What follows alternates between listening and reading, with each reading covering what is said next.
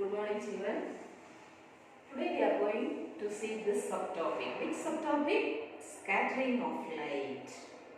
Okay. What do you mean by scattering? Any idea? What do you mean by scattering of light? Okay. We will see scattering of light and its applications today. Okay. Scattering of light. Before studying about scattering of light, we know that in our atmosphere many gases are there. Right? Okay. Many gases are there and they are made up of atoms, molecules. Right? So what these atoms and molecules will do, when the sunlight is entering, they will absorb and re-emit the light. Okay, these two words are very important. These two terms you should keep in mind. Absorbing and re-emitting. Absorbing and re-emitting. Okay, this is what these atoms and molecules will do. When they are doing that, what happens? Scattering happens. Okay, they will absorb sunlight and they will re-emit. Now we will see what is scattering of light. Okay, in definition. So, when sunlight enters the atmosphere of the earth, sunlight is entering the atmosphere of the earth. Yesterday we have studied atmospheric diffraction. In that I told you that density matters. Different layers are seen like rarer medium, denser medium, and because of that we saw some colorful events. Human eye and the colorful world. So here scattering, how it happens, and because of that what are the colorful things we are seeing, we are going to see. So when sunlight is entering the atmosphere, the atoms and the molecules of different gases, we have studied, many gases we have studied. So the atoms and the molecules of different gases, what will they do? They will absorb and they will re-emit. These two terms, absorb and re-emit the light. Which light? Sunlight, which is passing through it. Okay? This process is called as scattering of light. So if it is asked for any 2 mark, 3 mark, 5 mark, you should be able to write this. When sunlight enters the atmosphere of the earth, the atoms and molecules present, atoms and molecules of what? Different gases which are present in the atmosphere, they will absorb this light and they will re-emit the light. This process is called as scattering of light. So definition is clear, I think. What do you mean by scattering of light? Okay. Now, when you are studying about scattering of light, one name will definitely come to your mind, that is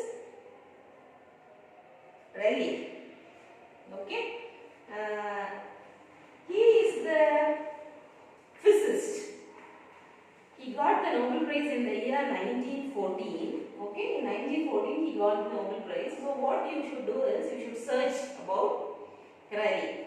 So Rayleigh, what he did is, he studied about the wavelength as well as the intensity of that, everything he studied, and his work was really very good. So this was a base for acoustics and all, optics, acoustics and all. So he has played a wonderful job in that. So size of the scatters. What do you mean by the scatters? Scatters means they are the particles which are present in the atmosphere, which are scattering the light. Okay, they play an important role. So Rayleigh's law of scattering tells that intensity of light is directly proportional to, see here I will tell you the definition and then we will study what it is. He compared to the wavelength of light. Okay, he compared this to the wavelength of light and he was able to give Rayleigh's law of scattering. The intensity of light of wavelength lambda, we know wavelength is lambda. The intensity of light of wavelength lambda present in the scattered light is inversely proportional to the 4th power of wavelength. This you will study in detail when you go to your higher classes. Now only for competitive exams, if they ask, you should be able to write what it is. Rayleigh's law of scattering tells that the intensity of the light of wavelength lambda present in the scattered light, it is inversely proportional to the 4th power of wavelength lambda. It can be mentioned as I is inversely proportional to 1 by 4th power of wavelength. Okay. You read about this. If you have any doubt, later we will discuss about this. Okay, about Rayleigh's law of scattering. The main concept is, in Rayleigh's law of scattering, we will come to know that which also plays an important role, the scatters also plays an important role, and blue color and red color light, if you see, why blue color and red color I am taking? VPR, no? Red color will have, red light will have longest wavelength, and blue color will have, tell me, shortest wavelength. And if the wavelength is long, the scattering will be less. So I have written, this is very important, as a formula you should remember. Red color light will have longest wavelength and the scattering will be less. So least scattering, or it is least scattered. And blue color, it is having short wavelength and the scattering will be more. This will be useful when you are studying about the application. So these two things are very important. So the main thing is, first you should know what is scattering of light, the definition, and then Rayleigh's work on law of scattering, and then you should know what is red light and what is blue light. Red color light will have longest wavelength and least scattered, and the blue color is just opposite to that. Okay. What are the applications? Some examples we will see. 5 examples we are going to see. First one is, sky is always blue in color. No, what's the reason for that? Have you ever thought of that? Okay, it's always blue in color because, as we have studied, that this filled with atmosphere is made up of what? Many gases are there and many atoms and molecules are there. As soon as they get the light, they will re-emit. When they are doing like that, no, blue color will have which wavelength? Smaller wavelength. See, I have written blue color will have smaller wavelength. So scattering will be less or more? More. Okay, blue color, smaller wavelength and the scattering will be more. So all the blue color will be emitted and the scattering. Blue color will come out and the sky looks blue for us. Because of which wavelength? Shorter wavelength or smaller wavelength. In case if there is no atmosphere, what will happen? There is no atmosphere, there is no gases, no scattering. What will happen? It will be black in color. Okay, that is also one hard question. So if Earth has no atmosphere, what will be the color? People those who are going to high altitude, no, they will experience this. It will be black in color. Okay. So the first example is blue color of the sky is because of, what is the reason? It is because of scattering of light. Why? Why it is scattering like that? Blue color will have smaller wavelength and the scattering will be more. So sky looks blue for us.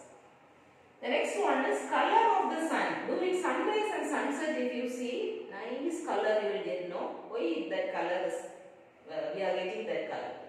The position of the sun, if you see, if you are standing here, during noon I have told you shorter wavelength.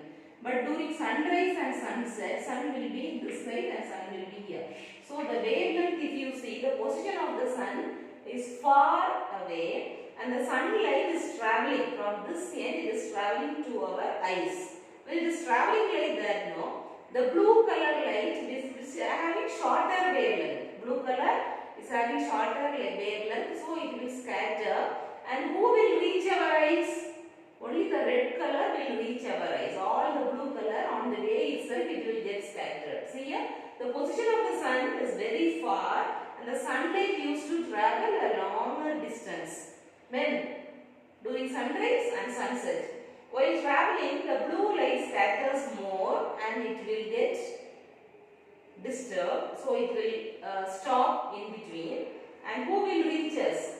Only the red color light will reach us.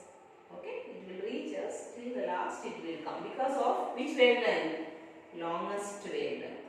So this is the next example. Color of the sun during sunrise and sunset, why it is red. Okay. Third one, white color of clouds. Clouds, if you see, always it is white in color. Why? It is not neither blue nor red. Clouds are, I told you that the size of the scatters also play an important role. Right? Where will you see the clouds? Clouds are near or very far? it is very near. When you go in, when you fly, no, in aeroplane, when you go, you will see the clouds coming near you. No. So how it is? It is very close to you. So clouds are generally at lower heights. The dust particles which are present in the atmosphere and the water droplets which are present, no, they are large compared to that of the other thing. So what will happen while scattering? The water droplets, when they scatter, no, you will get only which color? White color. All the other colors will be not be seen, only white color will be seen. See, clouds are generally at the lower heights. The large dust particles and water droplets scatter all the other colors and you will be seeing only white color. Okay, danger signals are of red color. This we have seen, no? Danger signals. In the signal, if you see, danger signal is always red in color. Why? We know red color is scattered least because it is having longest wavelength. So red color is scattered least even by smoke and fog. What? Red color is scattered least. So the danger signals are kept in red color because from far also you should be able to see that. So that's the reason danger signals are red in color. Now the fifth one is yellow color headlights in foggy weather. In foggy weather, if you see headlights and all, it will be which color? Red color or yellow color or orange color. It will be yellow in color. Why? In foggy weather, scattering is more. Okay, foggy weather, scattering will be more. And in the air, if you see, more scatters will be there. More scatters will be there, and the yellow color does not undergo large scattering. It is observed from a long distance. Now, what question will come? Why can't we use with here? If you see, this is having the longest wavelength and this is having the shortest wavelength. Correct? So, one more thing I thought of telling you. In the industrial areas and all, if you see, the whole area will be in which color? Grey color. Why? It is because these three colors will mix together. Violet, indigo, blue, and you will get grey color. Okay. So, sky itself, if you see the whole atmosphere, if you see, it will be in which color? The area, full area will be grey in color. You can't see the blue color straight. So, it is because of the mixture of these three colors. Now, question comes that red is not used well. In emergency vehicles, if you see, red is used. Okay, this is having the longest wavelength and this is having the shortest wavelength. But here, yellow color is used, not red color. Because in which vehicles? Emergency vehicles, if you see, red color will be used. And orange also is similar to red color. So, orange is also not used. And the next one which is having the longest wavelength is yellow. So, we are using yellow color. Okay. This is how the applications are. Now, first one, definition you should know about scattering of light. Then you should know about Rayleigh's law of scattering. Then you should know the difference between red light and blue light related to wavelength. Then you should also know some applications. In case if it is given, like one example, why the color of the sun is red in color during sunrise and sunset means immediately the first line what you should give is due to scattering of light, and then you should explain. Okay, all the five. Blue color, this is first example, blue color of clear sky, color of sun at sunrise and sunset, white color of clouds. White clouds are seen in this color, white color. Danger signals are always red in color. Okay, white. Yellow color lights are used as headlights in foggy weather. White. So we will study this, and in the next class we will see about Tyndall effect. Okay, what do you mean by Tyndall effect? Keep thinking. We will study in the next class. Bye.